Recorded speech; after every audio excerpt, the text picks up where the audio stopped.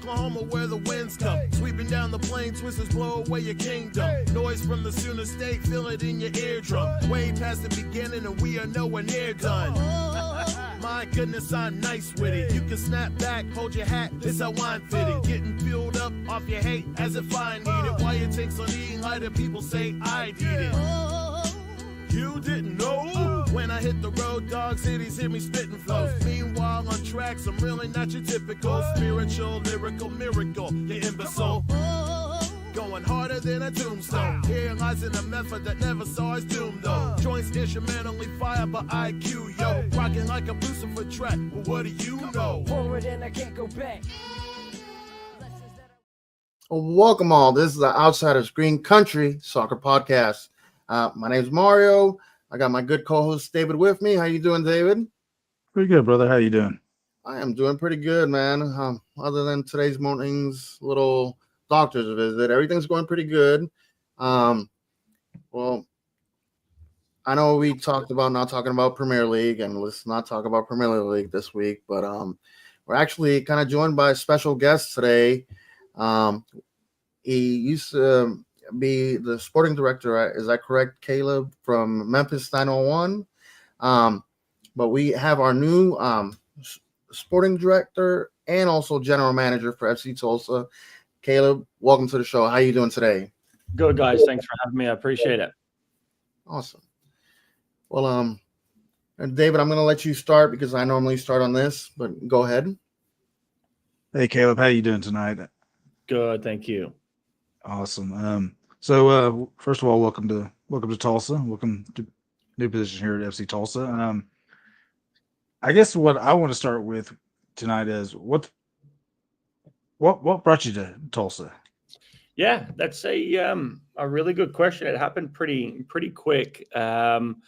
Had spent the last 3 years, obviously, at 901, where we'd been building step by step and trying to get better every year and put out a nice product on the field. And I think it was an exciting time there. But as you guys are well aware, the team folded at the end of the 24 season, relatively unannounced. And so that was sort of met with a little bit of uncertainty as to what was going on, but the ownership reached out for a conversation, and I think Tulsa's seen around the league as I would say a sleeping giant is maybe the best way to describe that, with the infrastructure and the ownership group and what we've got here, and it's definitely well supported.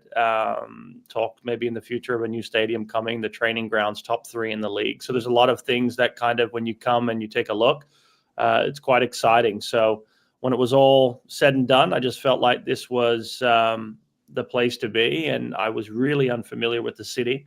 So I came here and got to know the city, and I can tell you that a real pleasant surprise. It's super cool, lots to do, and I can't speak highly enough of the city so far. Yeah, I think that's one of the underrated parts of Tulsa is the actual city itself. I think people think of Oklahoma as a flyover state, and Right. they really don't invest that much into, it's just Oklahoma. But there's so much in-depth culturally wise, diversity wise here in this little part of Oklahoma, especially, that is unmatched almost anywhere else. But so you had a pretty extensive playing career. One of the places I really wanted to touch on was you spent a little time in the NASL. You know, they just lost that little lawsuit with USSF and MLS, but we won't talk about that. But you spent time on the western part of the state of Oklahoma City at Rayo OKC. Now, my question for you about that is, how much did you enjoy playing on that field? That weird looking field that I guess Oakland played on last year. Yeah, I choose my words carefully, but I don't think there was much to talk about from that particular period, unfortunately. It was billed to be something quite fantastic, which we're having our second child, and we're in Europe, and a couple of things happened there, and we thought, okay, do we come home? And it was obviously linked to Rayo in Spain, and it was billed as quite the project, but unfortunately on the ground, it was quite the opposite. So what I will tell you is, do not miss playing on that pitch where you hit a 5-yard pass and it snakes about 10 times before it gets to you. So yeah, it was an interesting time, and quickly knew that was not going to be the long-term home for myself. So we pretty well went straight back to Europe after that. But yeah, it was an interesting time, to say the least. Awesome. Your youth career, you spent a little time at Sheffield Wednesday and Liverpool. How was it playing for the Liverpool U19 side? Yeah, that's it was probably one where it was a little bit nerve-wracking when I was younger, because you're kind of going into the training ground, and you get to see where all these young guys had come from. And my first game was actually against Man United away at Carrington.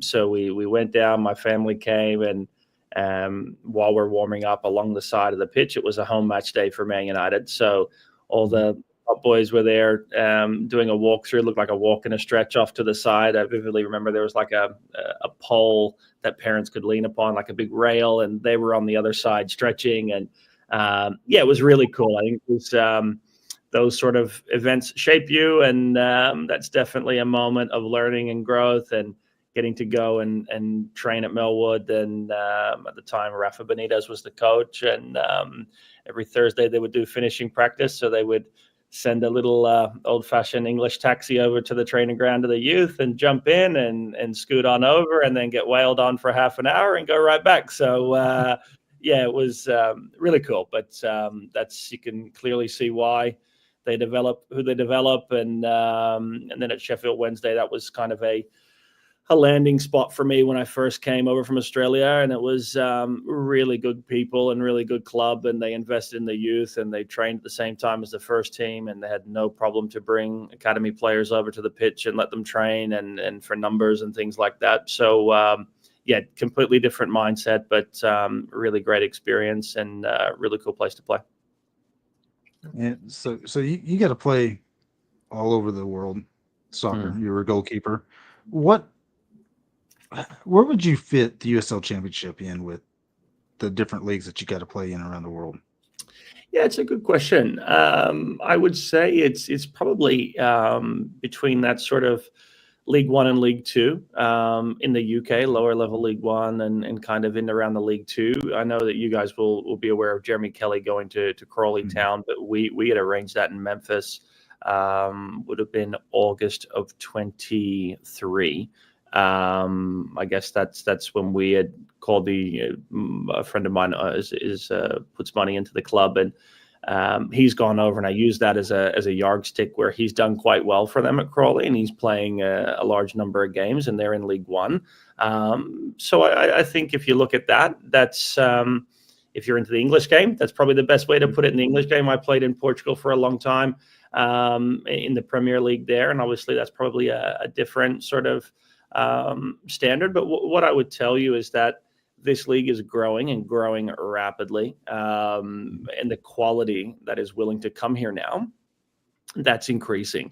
So I think we obviously need to know our domestic market, what's here and what's in our backyard, but equally understanding how can we obtain those players from abroad to continue to increase. And I think closer we get to the World Cup, the more and more we're going to see an influx of not just a foreign player, but a foreign player of a higher quality willing to come to America and play. So I think our league's growing, and it will continue to grow, and it won't shock me over the next 5 or 10 years, we're talking about something completely different.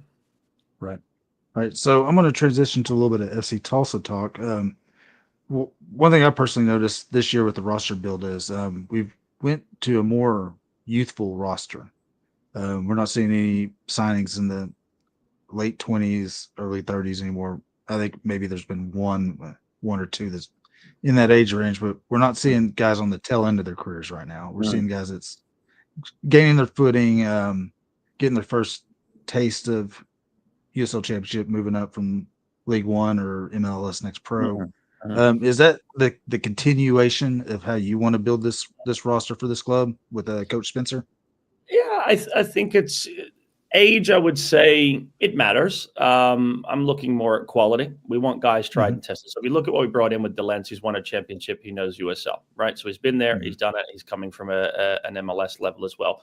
Sissoko, been in a top 4 club in this league. Did really well. Played at Seattle Sounders. Been there, done it, played games. This isn't his first rodeo. In terms of as we start to build now with a player that's not announced, but he is in market, played at a high level. So again, this USL is not the highest level that he's played at. We've got Taylor, who obviously has performed at next pro level. So this will be his first round of championship. And when we start looking at that, we're not looking at that as an opportunity for him. There's an expectation that he comes and he scores goals, and we believe he can do that. So as much as it is his first taste in the championship, we believe that's going to correlate. If you look at MD Myers at Charleston, that's probably a very similar profile that has come across and done well. So you start to add context to where you can come into a decision-making standpoint with that was specific to a profile that had goals, leadership qualities at a young age, that kind of profile. He was captain on his team. And then in addition, we wanted someone that could press. And if you look at his pressing numbers and where he was at on that team, it's kind of like, where was he not on the field? We've got a top young player there. And I say that not just because we've signed him, but he's better than we all thought. So he's done really, really well. On the left side, we've obviously got Owen, who's younger, but been around the league. Paddy Segrist. Knows the league very well. We had him in Memphis. So again, we have some experience through that spot. Khalil El-Medkar, no stranger to this league. It's not his first go around. So I think when we kind of look at what we're doing, there is some level of tried and tested and experience in this league. And I think it's no problem to give people the opportunity at the right moment. But we do need a core that knows what it takes to win games at a championship level, and not just a few games. We want people that bring in a mentality of having won something, played in the playoffs, tried and tested. So I think that's probably where we've gone with the roster build at this point. We are very close to announcing 2 others that are under contract, and this year they've kind of made it. You can't announce players until they complete medicals. So until that happens and they get into the country, I would tell you, you'd be very surprised with the level that we're getting these guys from.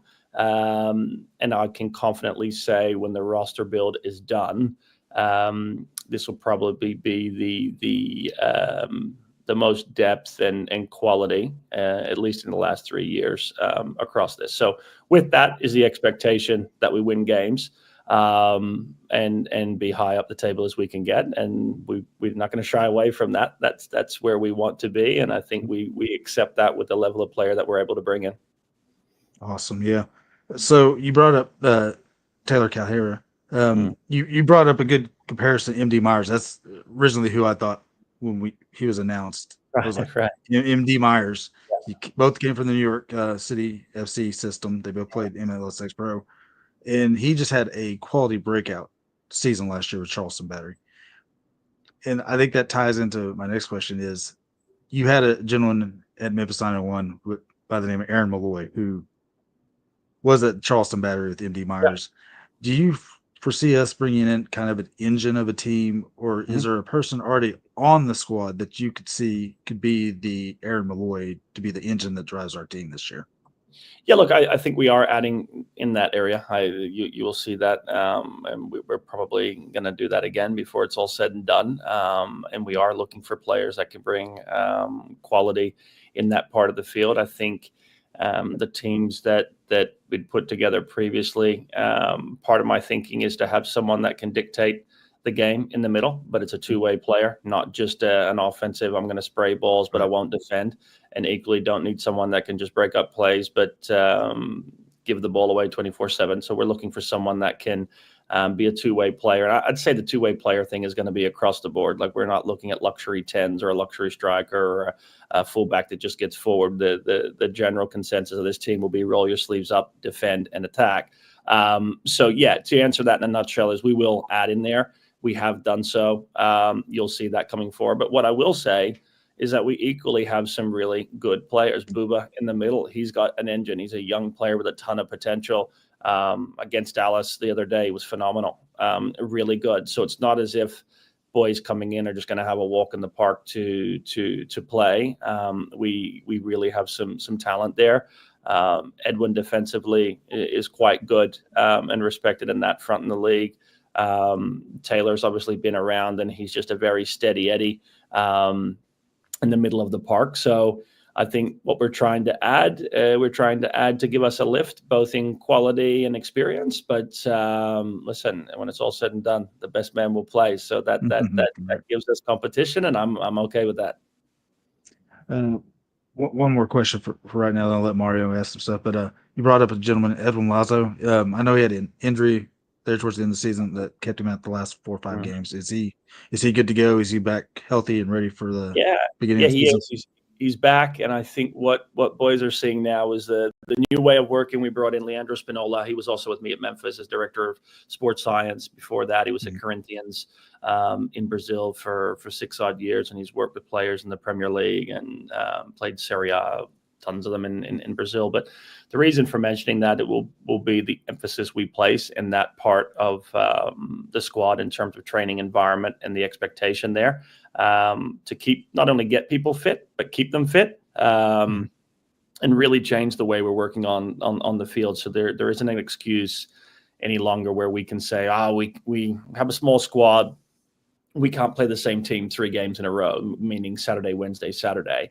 The expectation will be is if the coach doesn't want to change because we're on a good roll, those boys will be fit enough and can sustain the way we want to play 3 in a week. And so he's benefiting from that right now, being pushed and trying to help him with coming back from where he was off of that injury. He's basically said, this is exactly what I need. So on that front, he's fit, he's good to go. But now we're pushing him and making sure that he arrives to a new level and not just let him be comfortable with where he's at currently. Good player, but we want to push him to a new level.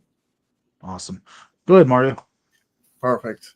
Well, thank you, David, for asking a lot of my questions. But I did want to ask a couple questions that a couple 83 United members did want me to ask you. So we would like to know if you can describe, and this question is from David Himrich. He asked, describe how you and Mario Sanchez are going to work together, and how you see your role with the academy going forward. Yeah, good question. Mario's role right now is to oversee all of the academy. That's his role within the club, and where we're going with trying to build out and provide pathways there. I think you guys may have seen recently, we've had a couple youth events, to be exact, on a Sunday afternoon. And part of that's just to get to know what's in our own backyard and how we can help develop what's here. So his focus and his role at the moment is to oversee that and really make sure he's making connections in the community, finding those players in the community, and full steam ahead on that front. And this past Sunday, we had another great event. Just on 42 players turned up for training that were invited in. We got to speak with them. We got to show them what the USL pathway is all about.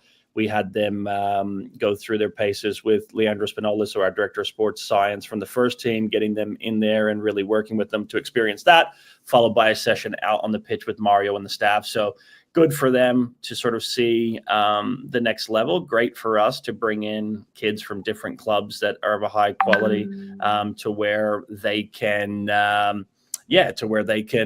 they can see what it's like to be competitive and not just only in your own club. So we try to bring all the best players together. So really looking forward to seeing where that goes for us, especially selfishly on a first team level. If we can bring some of these guys through on academy contracts and have our own academy players, that definitely is the long-term aim. But yeah, that's Mario's role at the moment, doing a great job, and look forward to seeing where that continues to go. Awesome.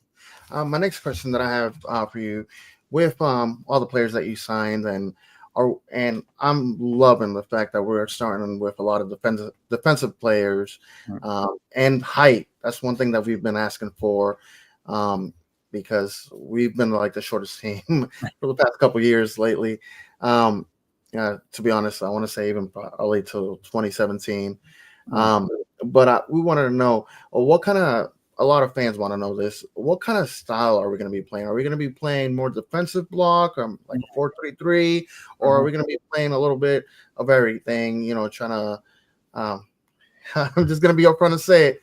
Are we going to be a scoring team, or are we going to be a defensive team, or how our fans are supposed to be prepared to watch you guys? Yeah, very cool question. And I love questions and talk like this. I would just refer back to my past in Memphis. We've been a top 4 scoring team every year that I've been at the club. So in terms of how we trying to put that blueprint in play, it's not a copy and paste by any means, but we will not be a team that sits back and play counterattacking soccer. That's not something that we as a club are going to believe in moving forward. We're going to be a team that's on the front foot. We're going to be a team that's going to be aggressive and hard to play against, and we're going to force teams to turn the ball over in their own defensive half, and we're going to jam it in the net. So the idea in order to do that is you need a skill set of player that has the ability to have a large number of repetitive actions in terms of clearly sprints in terms of closing down players, turning balls over, getting forward. If you get broken down, you need to get back. We spoke about being a two-way player. So in terms of how are we going to be, we're attacking. That's clear. Scored 3 goals against FC Dallas in probably our half a hit out, if you will. We're nowhere near the finished article yet. And part of that is the style that we've spoken about. Luke's leading that charge very well. It's clear that we want to hurt teams. We want to get in behind them. We're not trying to play out of a phone box and get 10 passes before we move forward. By the same token, we're not just trying to smash long balls up the field and hope for the best and just flip a coin. So I think this league, we have to understand what the league is. And I think we need to give players the freedom to make decisions and trust that. If the space is in beyond, we go in beyond. If it's not and they drop off, then we're going to play around teams and through teams. So with that being said, attacking in your face, and we are going to be very hard to break down defensively, as we've seen against Dallas there, even though if you look at the goals and the personnel and things at the time, doesn't really alarm me in the sense of we were very organized when it was first 11 against first 11. We were in a really good spot. Awesome. And I did want to ask you about that Dallas game. Was there anybody that impressed you, and also want to know what's a player that we really need to look out for this beginning of the season? Or a couple players. Let me not put somebody in the spot. Look, I think what I would say as a whole, and this isn't sitting on the fence, as a whole, I think that game was a really good barometer as to where we are. And I would say we're in front of where we wanted to be. And that game, we were missing players. We were missing Khalil, we're missing Delance. Booth had a concussion. So in terms, Paddy Segrist is out at the moment. So in terms of, would we say we had a full string squad? No. So I think that's a positive because we got boys that will come back and add to the group there. I would say we have a new player in the middle of the park, and he is one that as soon as we can announce that for you, I might even tell you that might come tomorrow, that you guys will be like, wow, okay, that's clear. So that was a really nice performance. I think Booba was fantastic in the middle of the park. Taylor up top, very good. Harvey on the right side was very steady. Eddie Owen, fantastic getting forward. I mean, we could literally say it was a pretty decent showing individually by majority of our boys. But one thing I would say collectively was the work rate extremely high, hard to play against, and we were getting in behind often. And that if you're looking at clear yardsticks along the way, is this what we want to be coming out on the pitch? I think it's clear to say that was happening in that game. Good. David, do you have any more questions? I got some more outside of FC Tulsa talk. Yeah, so I want to keep on FC Tulsa right now, but I think one of our biggest, as a supporters group and doing this podcast, is one of our favorite things is the U.S. Open Cup. And we've got a big game this year. It's our third meeting with the Tulsa Athletic. And I know us as a supporters group, we really want this match. Yeah. So are we going to be focused on putting a quality team out there to go get this match?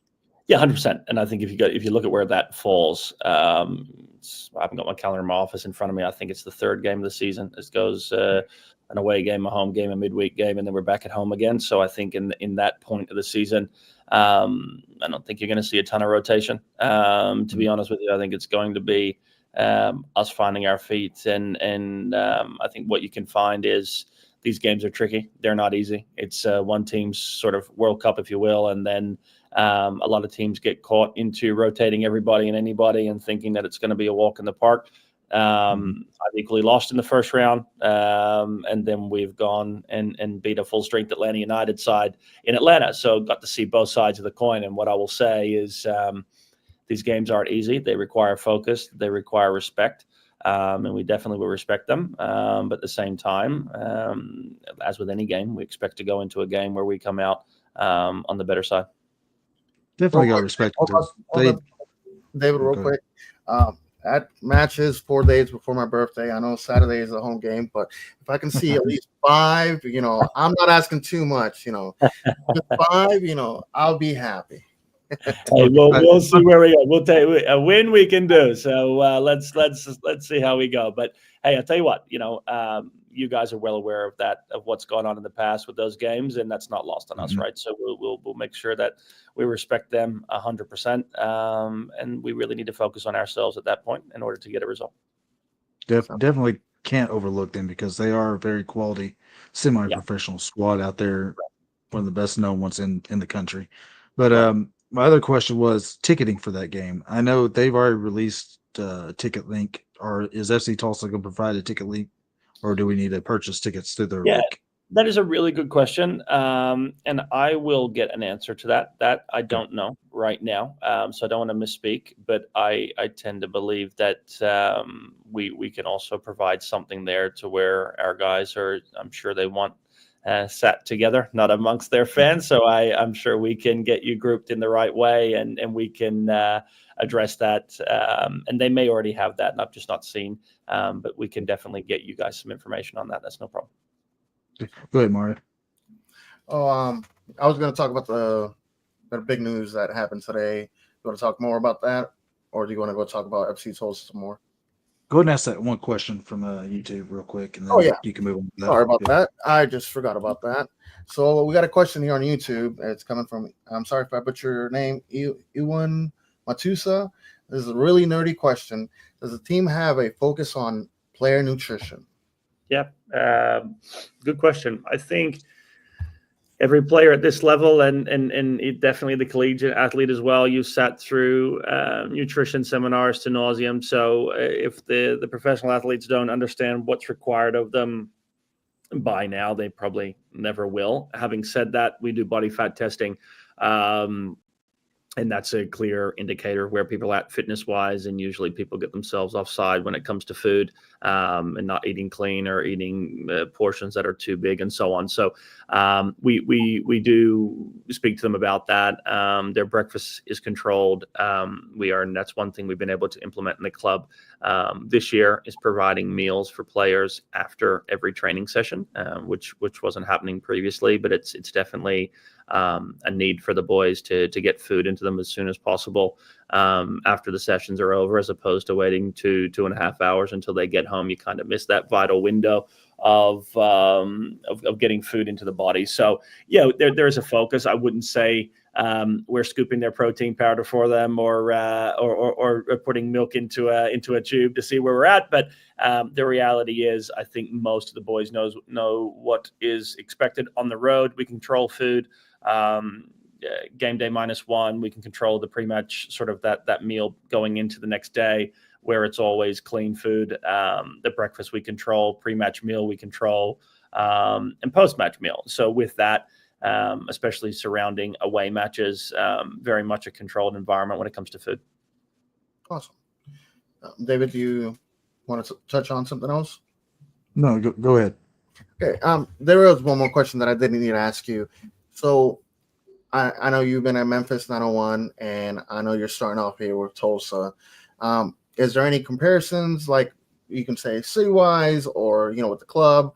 What's your kind of positive outlook of Tulsa to anybody else that's not from here? Yeah, I mean, similarities would be just trying to instill procedures and practice that are going to hold us instead, not just for the immediate, but more long-term future, and really having a way of working. And we need to, and that needs to be across all departments, from recruitment to playing style to the athletic training room to sports science to meals and all sorts. So we're really still putting that into play, and that's really not, it sounds minute, but that's really what holds you steady long term, is having a clear way of working, accountability, and people to really understand what's required of them. So that's still work in progress, but we've made some amazing strides in a short amount of time, which leads me to believe that we're going to be a-okay on that front. In terms of the city, as I mentioned before, really, really cool city, and that's not a saying that because we're on the podcast, or a sales pitch because players want to get them to Tulsa. I've openly said to guys that we're recruiting, do your own research. Like, I had no clue that downtown on a weekend was that vibrant. I made the rookie mistake of, when my wife came here with me and my kids, I said we're going to go have sushi downtown. And we strolled in thinking we were just going to be sat, to be told it was going to be a 2-hour wait. And I went, wow, okay, cool. Went to the next restaurant, hour and a half. And I said, we've totally misjudged this. So, yeah, the reality is it's vibrant. There's things to do. A lot of coffee shops down there, a lot of really cool restaurants. So, yeah, on that front, I'm looking forward to when I can actually get into a house here and be settled, and get an Uber and have a glass of wine and some nice food, and get 3 points on a weekend. That will be when I can say, great, we're on the right path here. One thing I would say, Caleb, go back on YouTube and watch some of the early FC Tulsa games, like back in, what was it, Mario, 2015, 2015, that first season, and just look at the skyline difference from the stadium. Okay, it is just blew up so much downtown, especially in this little area where One Oak Field is. Right. And you will just be like, wow, that's not what it was 11 years ago. Okay. It's similar. Nashville's a home for me, and in here in the States. And when I first was with my wife, it was nowhere near what it is now. You can't go downtown Nashville without seeing a crane. So to that front, that's interesting, because things change rapidly. Yep, they do. So I want to ask you about the new. I think Mario wants to talk about what the news today, but I'm going to talk to you a little bit about some news that happened about a month ago. But the USL Championship joining up with the Jägermeister Cup against USL League One, the first inter-division league competition in the USL Championship. We got a pretty tough draw, I think, with Birmingham, and I know we played Birmingham and let's see, Chattanooga, Red Wolves, and one Knoxville. Yep. Your expectations going into the Jägermeister Cup first year? Yeah. What I would say to you is, I think the league's our primary focus, right? And I'd have no problems to say that. When we're not in the playoffs for 3 years, I think we need to be realistic as to where we're going to put our focus. And our focus is very much going to be on the league for obvious reasons. Outside of that, I think you'll see a focus on the Open Cup. I think that's something that we really want to be able to say a deep run, because you start looking forward past the first game and you're very naive. So I'd say we'd like to be very competitive in that competition. And then when it comes to the Jägermeister Cup, I think that's one where it's new. I think a lot of people don't really understand how it's going to be. It's the first year. The League One teams are very competitive. So on that front, I think they're going to roll a very strong competitive team. So to say we're going to be able to just rotate wholesale and those sort of things. But I think what we would do is choose our personnel wisely based on where we're at in the season and what games we've got coming. And I don't mind saying that. And I think that's something that we need to keep in mind as a league and a club moving forward, is most of our clubs don't have 25, 26, 27-man rosters, right?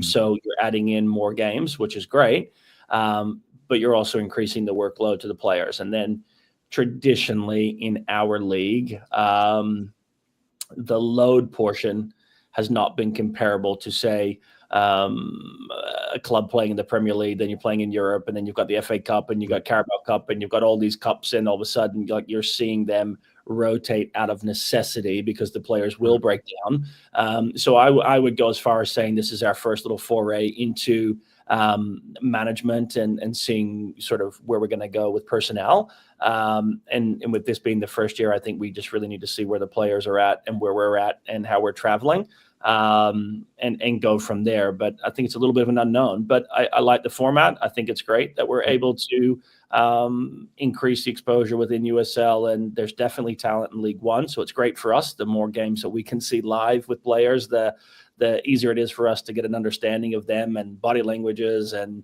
all the little things that you may not be able to see at certain moments. So on that front will be cool. But we want to be clear with where we're going in terms of our own expectations across competitions this year with inside the club. Yeah, and I know I was a little bit disappointed with the draw. I was hoping we get Texoma because Makes it's sense. easy road. The closest team to us. We're not the same group, and we're the closest team to them. It'd been an easy road trip. Correct. But, Correct. Go ahead, Mario. So I've been dying to ask this question, and I actually have somebody else ask me same question. I got a good friend. His name is Thiago Duarte. He wanted me to ask, and I think everybody wants to know your opinions on this. But he asked, with today's news of the USL implementing a first division, any hints on where we would be at as Tulsa? And this is just your opinion, not really the club's opinion. Your opinion. Yeah, I think, to be honest with you, it's very much TBD as to how they're going to roll this out and what that looks like, right? So I think as much as the news comes out today, I think it's great. I think it's a big step forward in a clear intent of where the league wants to go and how we want to operate and behave.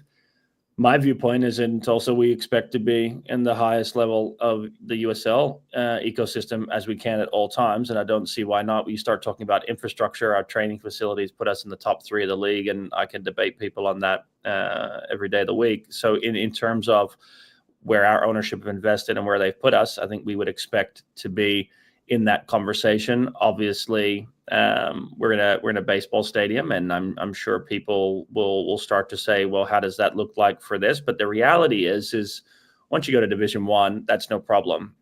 If, and I say if because I don't know this, it comes to promotion and relegation, you're naturally going to have teams that don't fit the exact stadium sizes or whatever it may be when they're coming up and going down. As with any country in the world, you'll get some big stadiums, you'll get some smaller stadiums. You look at La Liga as a great example of that. I think Luton Town, when they got promoted, they were in amongst all these houses, and their footprint for expansion is physically not possible.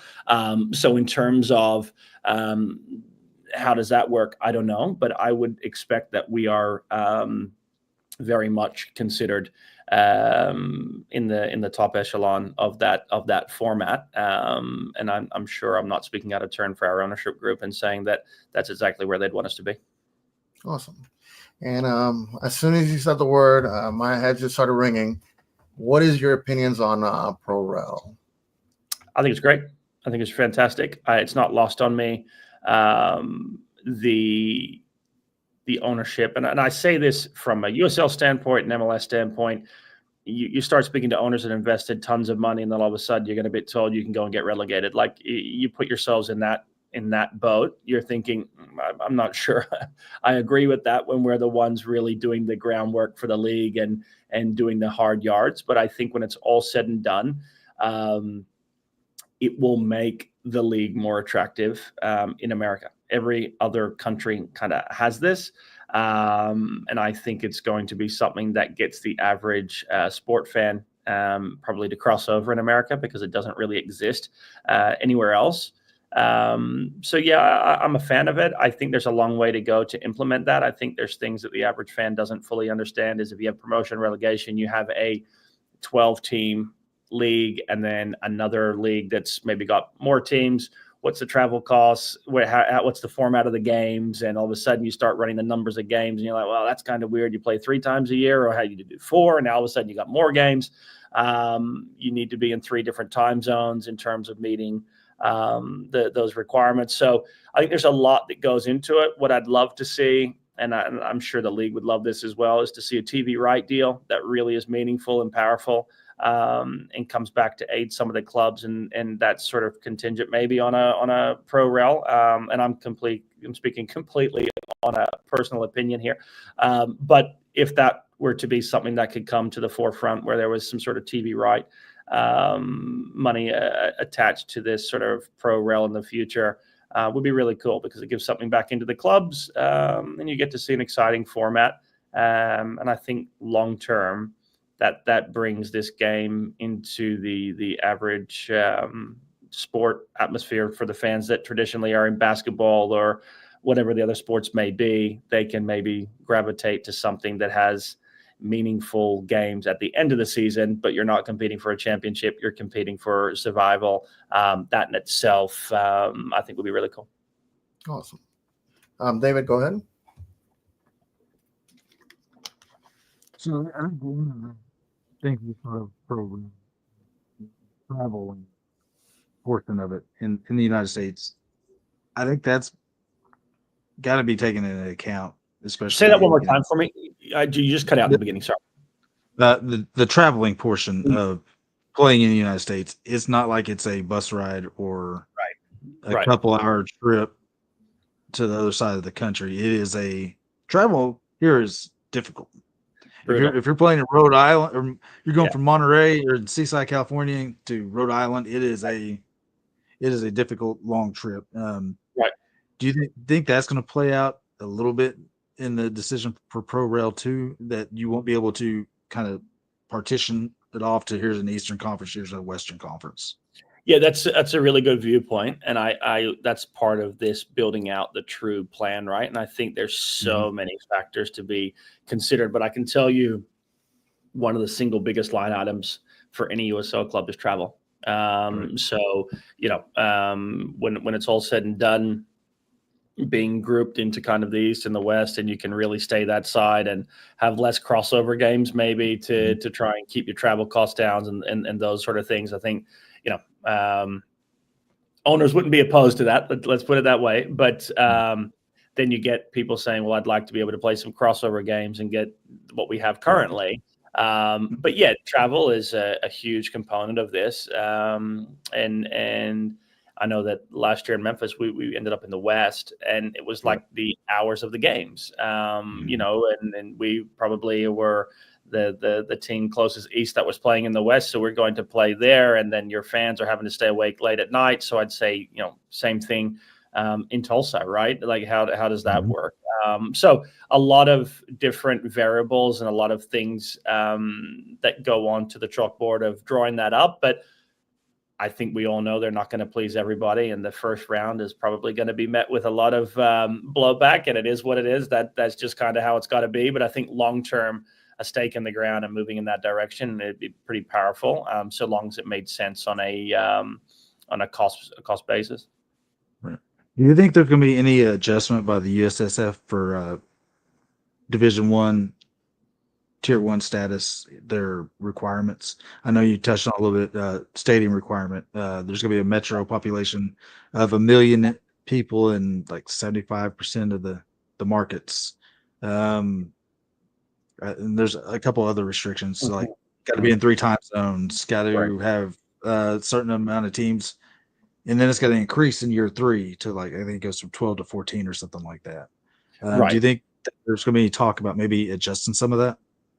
Yeah, look, and that's where I was saying there in terms of, if you truly want to do promotion relegation and you take a team that has a small pop-up stadium and they do really well and they have a great recruitment run and they provide a good service to the fans and they have a packed stadium and now the city's behind them and they're going to go into this getting promoted kind of scenario, it's hard to get a stadium as it is, never mind a 15,000 seat stadium. So to say that these current sort of restrictions is what I would call them in Europe, that wouldn't fly. You wouldn't be able to. You're basically standing in the way of that that Luton town that gets themselves going and goes in the right direction and just doesn't have the ability to plunk down a brand new stadium. So I think that should be up for consideration. And maybe that's dependent upon the format. If it's a closed league where you can't get relegated and you buy in, then okay, the rules coming in. Maybe that's one way to view it. If it is to go up and down in the future, then I think there definitely needs to be some consideration to allowing those that come up. I think you need a minimum standard. Don't get me wrong, but just to say the minimum standard is 15,000, I think that rules out the vast majority of the soccer ecosystem in majority of the places. And I say that just looking at the stadiums that are in the league currently. Right. I think there's one stadium, maybe two stadiums in the league currently that actually meets the attendance requirement. Birmingham Legion, who plays a protective stadium, which is a renovated football field. College, they rent from college. And the Miami FC, who also rents from a college. So they don't own their own stadiums. They're all renting. But that takes away from, say, a Charleston Battery, who plays at Patriots Point, 5,000 people, who's been a very talented team in the league. Sure. It's been one of the original teams in the USL Championship. Mm-hmm. In the little bit of research I've done on Patriots Point, there's not really any place to expand it. So they would be looking to having to build a 15,000 seat stadium from scratch. It's after COVID, these numbers are so inflated for stadiums. Like it's not easy, right? And I say that because Memphis just lost a team because of the stadium. But the reality is, all of these owners, they want what's best for the team and the city. That's not up for discussion. But you can't just expect them to go and create stadiums just because there's no pathway forward. It's got to be cost effective, or they've got to see some sort of end result here down the track. And I honestly believe stadium sizes should be built on the market that you're in, because every market's different. It's got its own nuances, and I think that's where consideration should come in. Yep. Go ahead, Mario. Oh, I'm about to have some wrap up fun questions in the ending, but that's fine. Let's go. No, go to those. That's perfectly fine. Perfect. One question. This is personally my question here. First game of the season, are you going to be sitting up in the stands, or are you going to be coming out to the supporter section, rocking with us crazy folks up there in front of? I let you guys pour beer on yourself before you pour it on me, so that's okay. No, I will always stop by if I'm welcome. That's not a problem. That's no problem at all. And I think the supporters are a huge part of what we do. But normally I sit upstairs and watch the game where possible, but no problem to stop by at times, and you'll see me down there, more likely at halftime, and saying hello. But I can't wait. I think as we get forward, I'm super confident that you guys are going to enjoy what we put out on the field, and I'm hoping that we can make this place a real fortress to where people don't want to come to Tulsa and play games because it's going to be a hard game. And that's something that we on the technical side need to cultivate, but obviously getting the fans behind that and making it a horrible place to turn up and play games, then great. I know a lot of managers. I know Mario, when he first started last year, he came up to us. He's like, I watched a couple games here and there, and you guys, your atmosphere is super loud. I'm not trying to honk our own horn here, but there's not a lot of us there, but you can hear every single word from all of us. Yeah. But I'm glad to hear that. And you are very welcome out there. Me and David, we are part of the 918 Brigade. The main supporters groups, 83 United. There's also the Tulsa Lunatic supporters group too that stand behind with us. But you're definitely welcome to come out there Awesome. anytime you want. We don't pour any beer on each other. We go crazy, but not that bad. I'm not jumping over tables and nothing like that. But another question that I really want to ask you, with the new season coming around, how involved with like the players would be with like that tailgate and stuff like that? I know past years they kind of came by and stuff like that. Would you be more engaged with the halftime, like not the halftime, but the tailgates and stuff like that?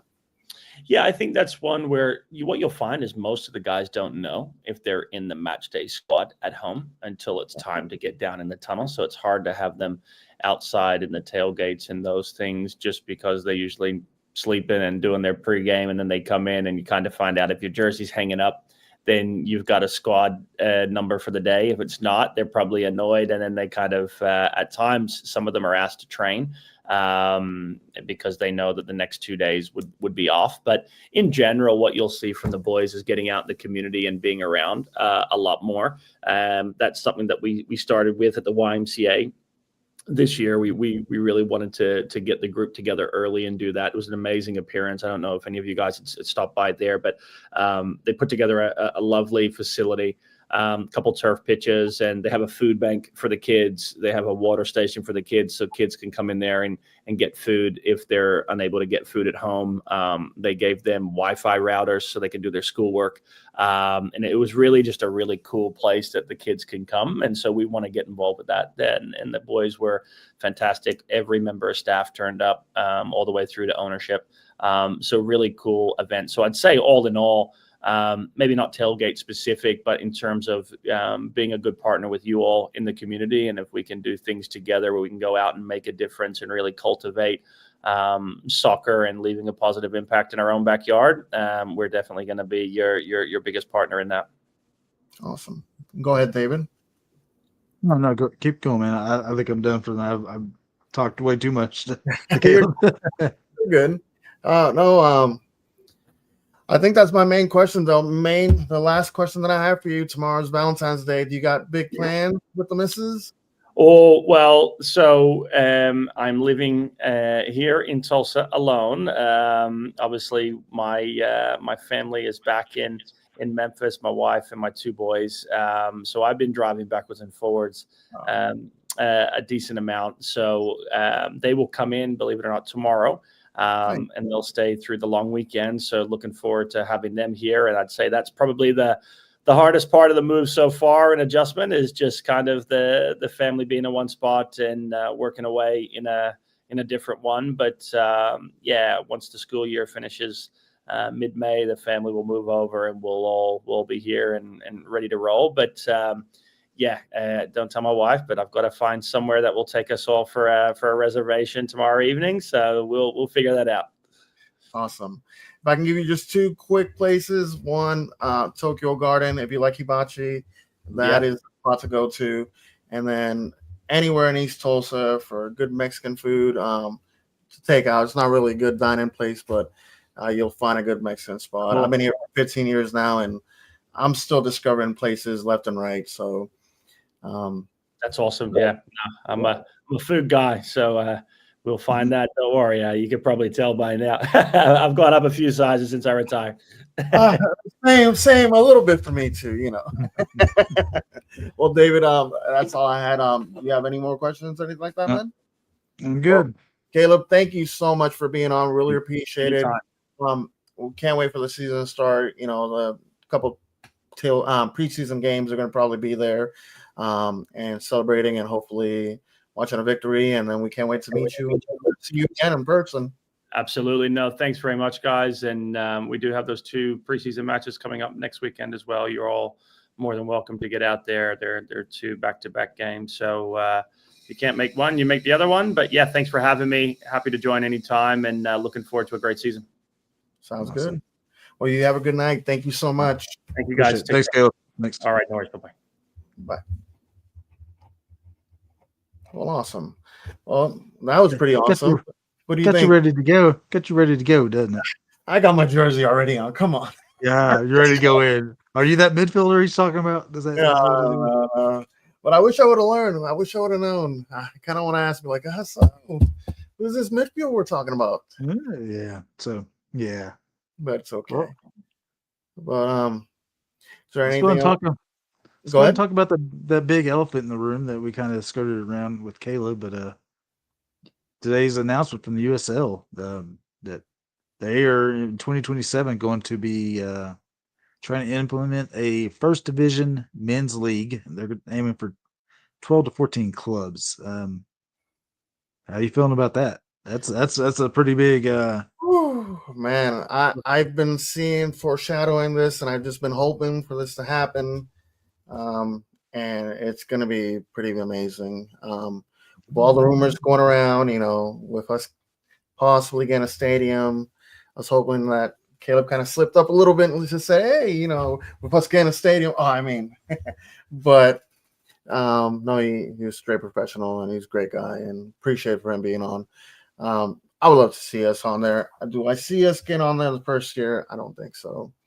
Um, but it's awesome for United States soccer to have this kind of first division. I not really want to call it competing league against MLS, but it's going to be a competing league against MLS. It's gonna be, yeah. And if they implement, the first league, the first division, also we can do, hopefully down the road, we can figure out one thing that I wish Caleb kind of touched on is the global schedule, the way that we have it starting from March all the way to November is not the way they do it all over Europe.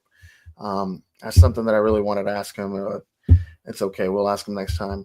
And that's one thing, the schedule, the distance traveling. I'm kind of happy the way we have it. In a couple of years, we're going to have Northwest Arkansas. We're about to have a Dallas team coming up to the championship league. So we're going to have some local fighting competitors against us. And also we're going to be having that ugly city from Western Oklahoma. I don't even know her name, but sounds like Edmond, Yukon, Lawton, Mustang. Yeah, Mustang. The Mustang Sallies. Is that what we're going? Mustang Sallies. Yep. What's your thoughts on the First Division USL League, a Premier USL? Okay, so if it does get off the ground, I see USSF and MLS trying to intercept this by 2027. So I'm gonna take it with I have a strong belief. I take stuff with a grain of salt until I see it, the product in front of me, or it's actually happening. So what if it does happen, yeah. It's just the way it is. So two paths for success for this. Two paths for success. One, like you mentioned, we're going to move to the scheduling that is rest of the world. Why I say that would be a pathway for success, that means we're not in direct competition with MLS. Direct competition with MLS, it's February through November schedule, going right up against them every Saturday, Sunday, Wednesday, whenever, whatever. Second pathway to success is going to be pro rail, because I saw a really stupid tweet by Alexi Lawless today, or Taylor Twellman, one of those MLS blowhards. And it just like it kind of like, really, and it was about pro rail won't matter. We're gonna go to against MLS for Division I top tier status. We have to have some sort of niche that's gonna be ours. I think the tweet was like he was saying something like that. You don't have he was saying like being top division league doesn't mean guarantee success. Yes, it does in the United States. People don't really go watch, they don't tune into TV to minor league games. They don't. Now, minor league baseball teams, they don't tune into TV to watch minor league baseball teams. They tune in to watch the Major League Baseball. They don't really tune in to watch semi-pro football or arena league football. They tune into the NFL. They don't tune into the G League and the NBA. They tune into the NBA. The only people that really go to those games are the local fans that try to support that culture. So for them to tweet out like saying, just because you got going for Division I status doesn't mean it's going to put butts in. Yes, that's what's happened. Take the Austin FC down in Texas. Austin Bold was there. They weren't putting that many butts in the seat. They were putting a few. Austin FC rolls in, pushes them out of town. They're filling up their stadium. Same can be said for St. Louis City FC and St. Louis USL team. They're doing pretty good, not bad attendance numbers. Push them out of town, they're filling up their city stadium. Being a Division I league will put the butts in the seats. Just by, if you're telling me that the fans if there was that many fans in Austin, why wouldn't the Austin Bold filling up their stadium? The stadium that Austin FC is playing in is 3 times bigger than Austin Bowl, what they're playing down there at the racetrack. Why weren't they putting butts in the seats? It's because Austin FC is that upper echelon Division 1, Tier 1 MLS squad, and we were second division, what people consider minor league. Especially back when Austin Bowl was there. So, yes, being a Division 1 team will put butts in the seats just because it's a Division 1 team. Yep. So, I think it's really the USL has, by 2027, is going to have to grow.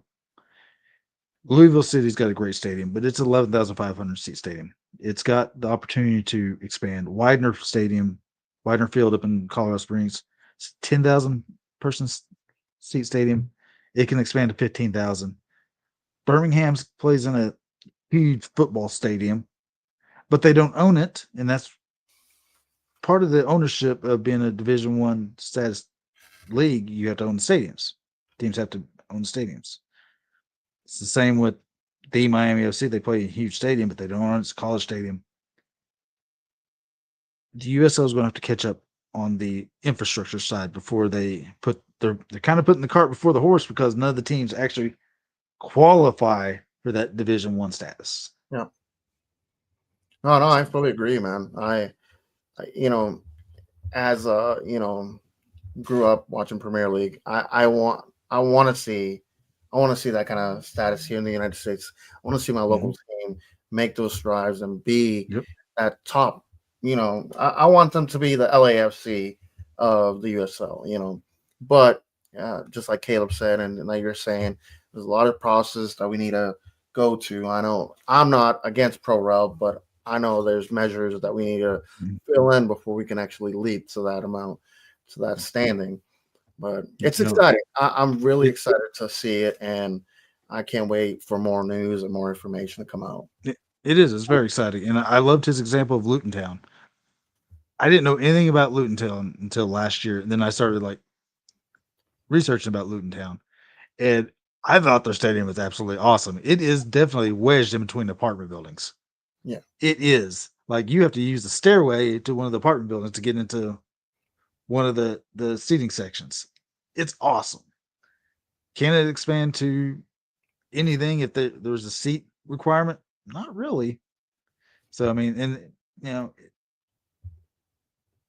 something you've brought up a lot is you've always wanted a merit-based system. Just because you don't have a big stadium, does that mean you're not getting that merit? Now, what it can hurt you is if you don't sell those seats, you don't have the funding, you can't play with the big boys. Yeah. That's going to be the next thing, that if they want to go to a Division I, your salaries are going to skyrocket. Yeah. And are the USL teams currently here wanting to foot that bill? That's going to be the next big thing. Yeah. That's true. Well, so last thoughts on Division I before we go into a little bit of something else. I think we nailed it in the butt, man. Go ahead. Right. So big transfers all around. You gotta love this time of the year.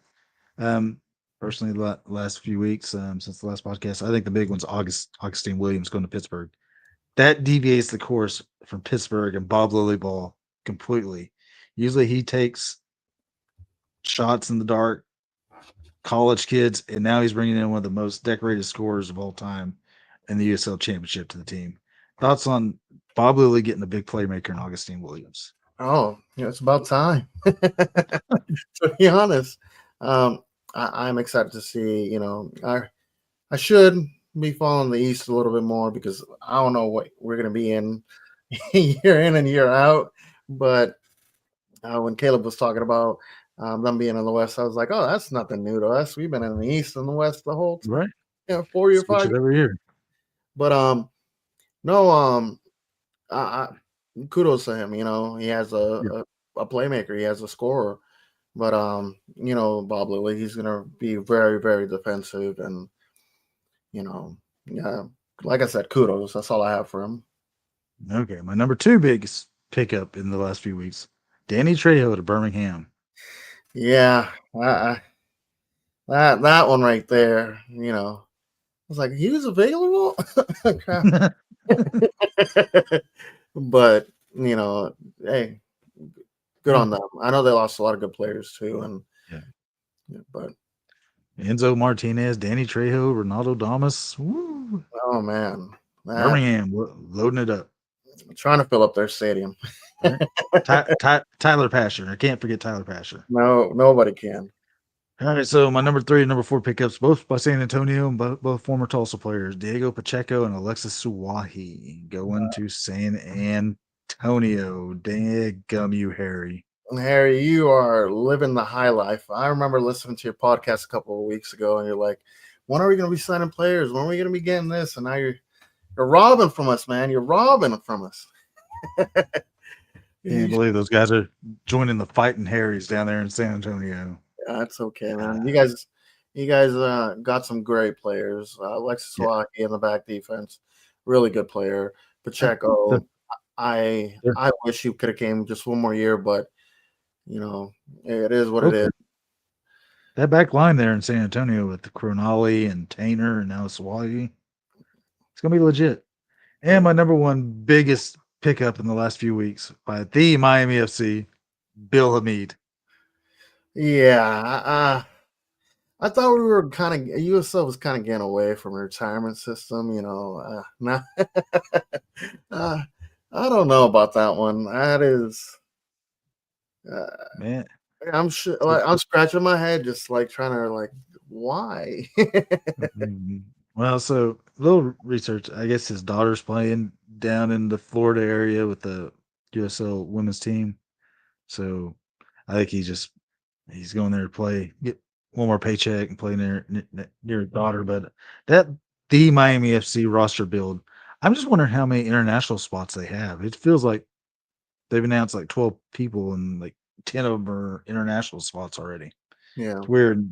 Feels like a lot of former MLS players, that's exactly what I was saying. I was like, I thought we were getting away from the MLS thing. We don't have Drogba no more. We did that Drogba system. We brought in Kubo Torres. It's just we don't need that kind of exposure. We need to kind of get away from it. But if they want to come to the USL and give it a shot, hey, go for it. Yeah. Well, so that's all I got for USL Championship. Some FC Tulsa talk really quickly. We got a couple of preseason games coming up on the 22nd. Originally, it was supposed to be at Titan. Now they're going to be at University of Tulsa at the Hurricane track field area. It's going to be take on University of Tulsa at 11 a.m. and then Missouri State at 12:45. So great facility to have both those games. I think the 2 biggest news since the last time we talked was a signing. Taylor Calhera, former MLS Next Pro. He was a best 11 forward last year for a New York City FC MLS Next Pro squad. Very good player. Pretty excited about it. How do you feel about Taylor coming in? I think Caleb made a good comparison with MD Myers. I actually got to see the first preseason game against that college from Bartlesville. Kind of drawing a blank real quick right now. Wesleyan. Oklahoma Wesleyan. Oklahoma Wesleyan. For the first half that I saw, he was on the ball. I mean, he was attacking. He had a goal, and I think he got fouled for that penalty. So he was forward. He really impressed me. I thought he was going to be a little bit more standoffish, but he's actually really good. I watched a lot of his highlights. One thing that us all FC Tulsa fans, we don't watch highlights. We rather watch what's in proof in front of us. But he was up he was playing and he was doing amazing, and I'm super excited to see what he can do in this conference. Speaking of preseason games, we've had a couple in the last few weeks. You spoke about the 3-0 win against Oklahoma Wesleyan. Taylor had a goal. I think Lamar Batista had a goal, and I want to say Khalil Medkar had a goal. The next game was this last Wednesday. It was a 4-3 loss against FC Dallas. I know Owen Dame and Taylor Kahira had a goal. I don't know who had the other goal. From a couple of the highlights FC Dallas put out, there was a couple of balls that was crowded boxes that they scored a couple of easy goals from that away, and there was a PK kick that they scored, and the fourth one was a turnover in the midfield that led to a goal. So pretty good showing against FC Dallas. Put 3 goals up against them. I know they were rotating players, so were we. I know we had quite a few trialists there. So pretty good preseason. Hey Harry, how you doing? We got Harry's giving us a listen and watch tonight. So yeah, We were just talking about Gary. Yeah, talking about how you poached 2 of our wants. So yeah, but yeah, the other big news is March 18th at 7:30, Hicks Park, the 3rd edition of the Tulsa Derby, as FC Tulsa takes on Tulsa Athletic in the Lamar Hunt U.S. Open Cup first round. Can't believe we're going in the first round. I guess it was to make room for, I think MLS went up from 8 to 16 teams in the U.S. Open Cup, so they pushed down a bunch of USL Championship squads. Seems to be the ones that didn't make the playoffs last year, which rightfully so, I guess. Don't make the playoffs, go in the first round of the U.S. Open Cup. So the rest of the USL Championship will go in the 3rd round. So even if we get past the first round, we will play another game before we meet MLS and the playoff teams from the USL Championship. How do you feel about that, of us going in the first round? Well, Neitha's not playing in the US Open Cup too, so but they're not dead. Neitha's not dead, so I don't know who's going to be in Neitha, but Neitha's not dead. So, I think it is a proper thing to do, since if it's non-playoff teams in the first round, that's incentive to make the playoffs. I mean, earn it. If you don't want to play in the first round, you just Open Cup. Yeah, give us since we're Division 2 league, get the automatic entry, but you got to earn it from there. So, I mean, that's just a byproduct of not making the playoffs. At first I was a little bit upset. I was like, why in the world do we got to play in the first round? But then I'm like, the reason I love the U.S. Open Cup is because it's just like, what they have in England. They have the the FA Cup. Bigger teams, Premier League teams, they get to play early in the round. Having some big team coming into a little, an amateur sides field, stadium, or whatever it is.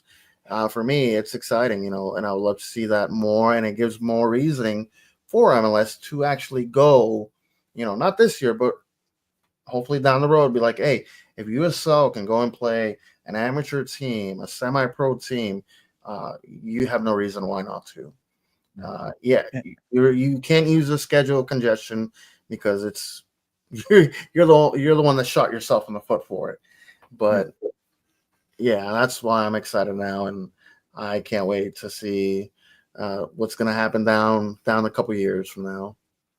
So, and I know a lot of people were questioning, why are we going to play at Hicks Park?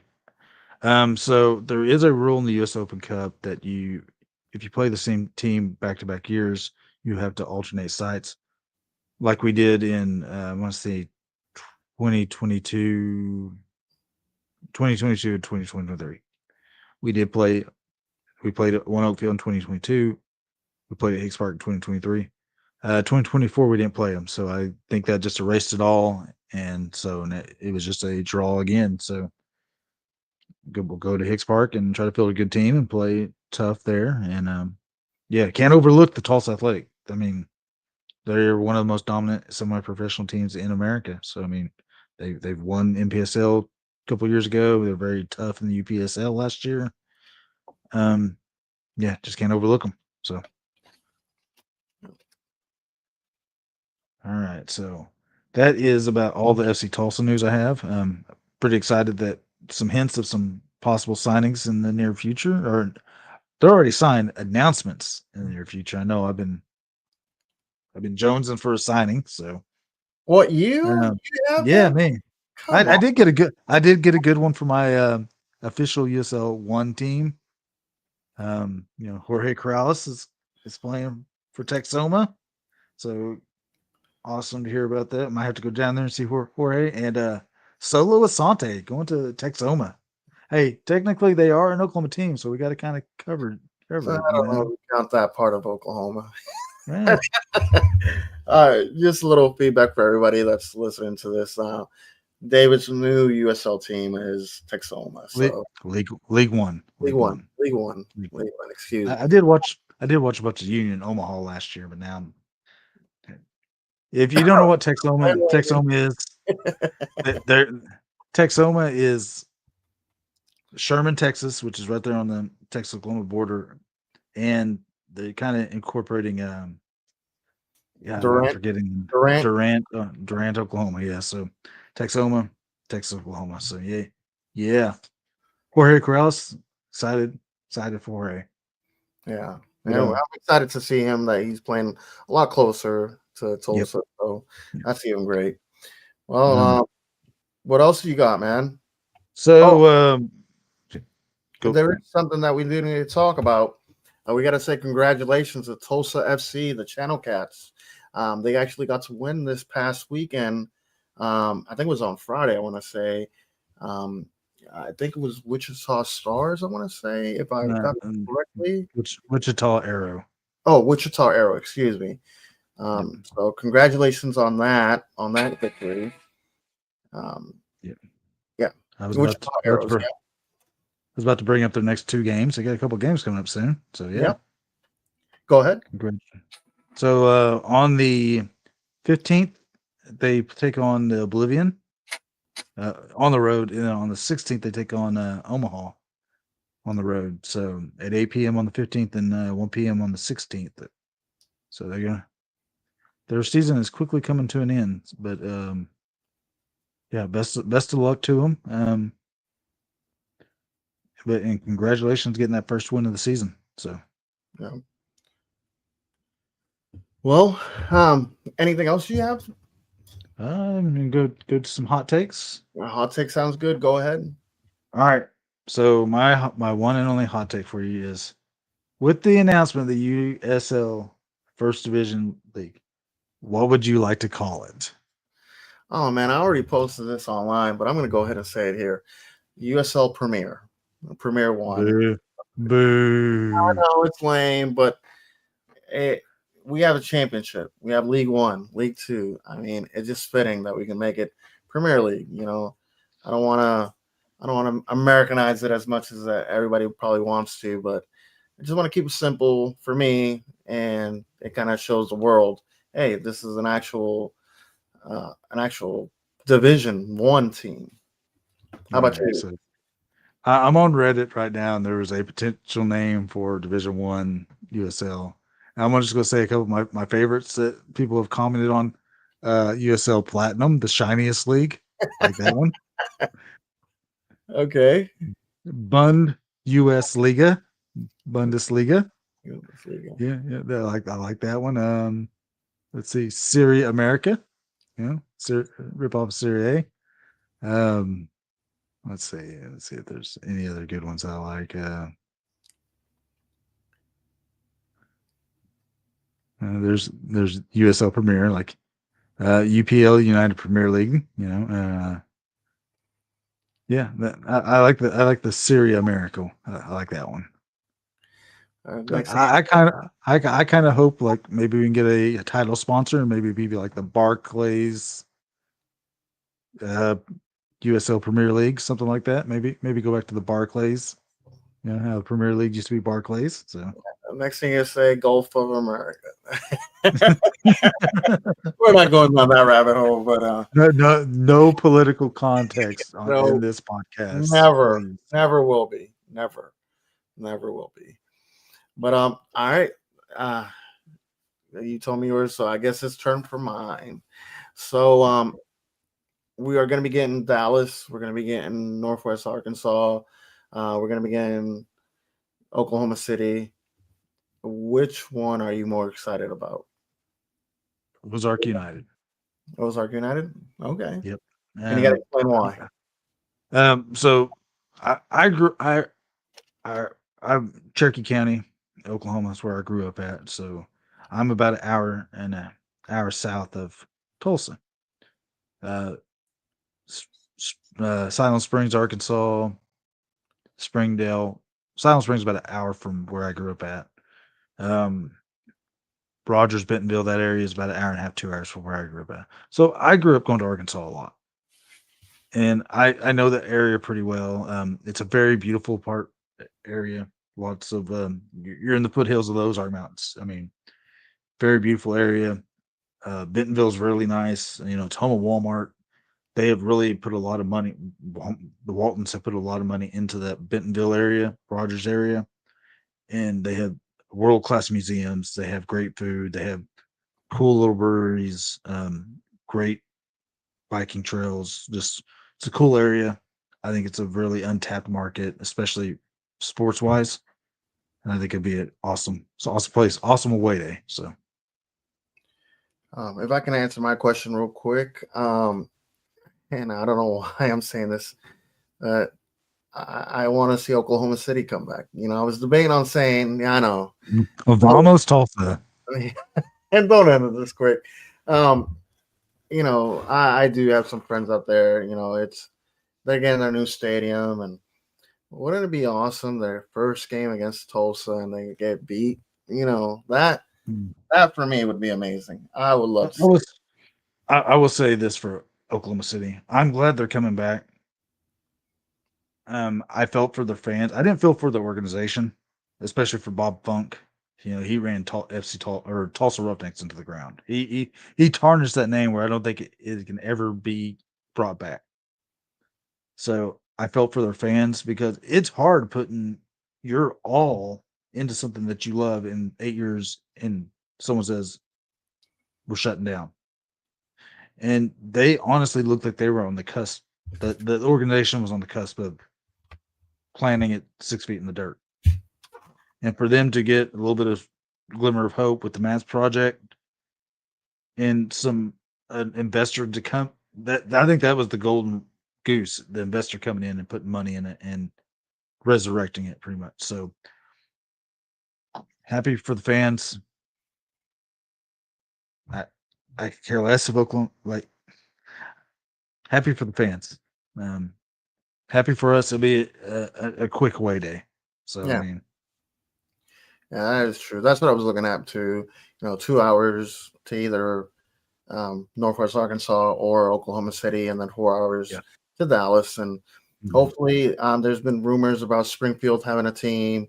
That possibly there could be talks about Wichita again, but Springfield needs that's not quite to Kansas City when we had the Swope Park Rangers. I will not call it Sporting Kansas City 2. The Swope Park Rangers. That was a good travel. I never got to make the travel. I know you did. It's good. It's a doable travel away day. Yeah, it's 4 hours away, so it wasn't that bad. I loved it, and the supporters, only like 2, so yeah, and the supporters out there were super awesome, and I can't wait to see that. All right, my second question of the day: what's going to happen first? Tulsa making the USL Division I, Premier League 1, or us winning the championship? You're on the spot, sir. So, whoa, you just kind of disappeared there, bud. Yeah, right there. Stroke out.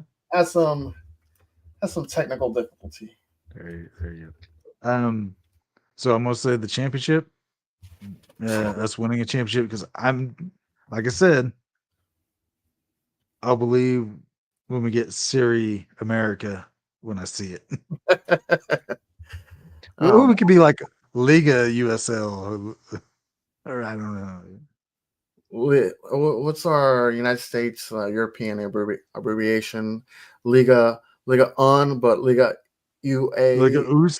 Liga Oos. Liga Oos. Yes, there you go. Awesome.